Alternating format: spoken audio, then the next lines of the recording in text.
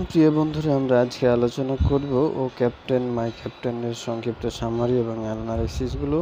তো চলুন আমরা শুরু করি। ও ক্যাপ্টেন মাই ক্যাপ্টেন হলো একটি এলিজি, এমন একটি কবিতা যা মৃতদের জন্য শোক প্রকাশ করে।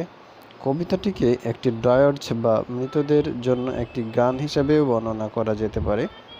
কবিতাটি একটি জাহাজের ক্যাপ্টেন এর মৃত্যু নিয়ে আলোচনা করেছে। কাব্যিক বক্তা বা ওল্ট হুইটম্যান ক্যাপ্টেনের মৃত্যুতে আসলে মর্মাহত। পাঠকরা এখানে কোনো কিছু হারানোর চরম শোক অনুভব করবে পড়ার মধ্য দিয়ে।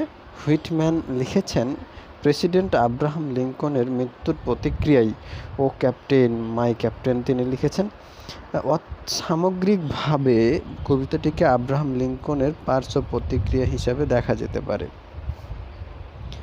ও ক্যাপ্টেন মাই ক্যাপ্টেন তিনটি স্ট্যাঞ্জা রয়েছে যা ক্যাপ্টেনের মৃত্যুর থিম এবং তার মৃত্যুতে কাব্যিক ছান্দিক প্রতিক্রিয়ার উপর ভিত্তি করে তৈরি করা হয়েছে। প্রথম স্ট্যাঞ্জাটি বর্ণনা করে কিভাবে একটি জাহাজ একটি সমুদ্র যাত্রা থেকে ফিরে এসেছে, যা ছিল চরম ভয়ানক একটি সমুদ্রযাত্রা সফল হয়েছে। স্পিকার উল্লেখ করেছেন যে তারা সবাই পুরস্কার জিতেছে, তবে কাব্যিক বা ছন্দের যে ছন্দটার মধ্য দিয়ে স্বীকার করেছে, যে ছন্দটা তিনি ব্যবহার করেছেন, সেই ছন্দটার মধ্য দিয়ে এটি যে একটি ট্র্যাজেডি হয়েছে সেটি আসলে প্রকাশ পায়। জাহাজের ক্যাপ্টেন মারা গেছে, তার রক্তাক্ত দেহ জাহাজের ডেকের উপর পড়ে আছে। দ্বিতীয় স্ট্যাঞ্জায় কবিতাটি ক্যাপ্টেনের মৃত্যুর প্রতিক্রিয়ায় দেখানো হয়। স্ট্যাঞ্জাটিতে তার মৃত্যুর শোকরত মানুষ কষ্টে পাথরের ন্যায় হয়ে গেছে।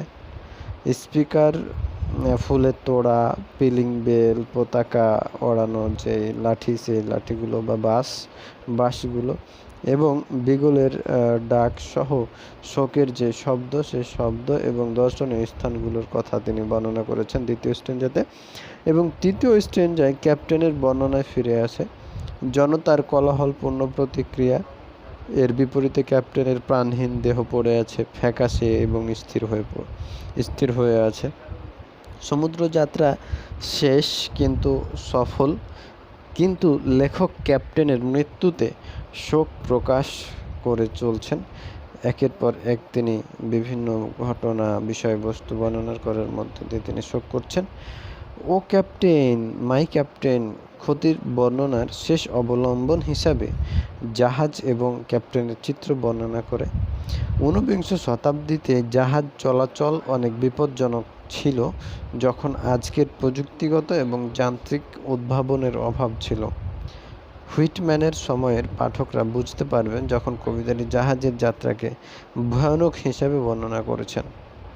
রাষ্ট্রপতি হিসেবে অনেকটা বা সরকার হিসেবে অনেকটা একটি জাহাজের মতো ছিল এবং জাহাজের ক্রু এর মতো, এবং জাহাজ চালানো অবস্থায় যে বিপজ্জনক যাত্রা, সেই যাত্রার সাথে তুলনা করেছেন তিনি আব্রাহাম লিঙ্কনকে।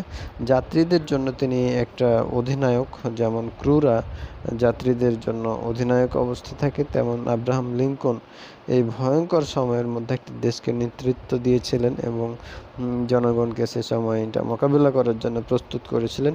হুইটম্যানের কবিতার তিনটি যে স্ট্যাঞ্জা, সেই স্ট্যাঞ্জা জুড়ে ক্যাপ্টেন এবং তার জাহাজের রূপক ব্যবহার করে এই অর্থটিকে সুস্পষ্ট করে তোলে। অর্থাৎ এখানে তিনি মেটাফরিক্যালি তিনি আব্রাহাম লিঙ্কনকে তুলে ধরেছেন। কবিতাটিতে একটি সহজে এক ছন্দ বা ছন্দময় প্যাটার্ন দেখতে পাওয়া যায়, যা প্রত্যেকটা স্ট্যাঞ্জাকে সঙ্গীতানুভূতি দেয়, অর্থাৎ গানের একটা ভাব নিয়ে এসছে। এটি শ্রোতাদের কাছে কবিতাটিকে স্মরণীয় এবং পরিচিত করে তোলে।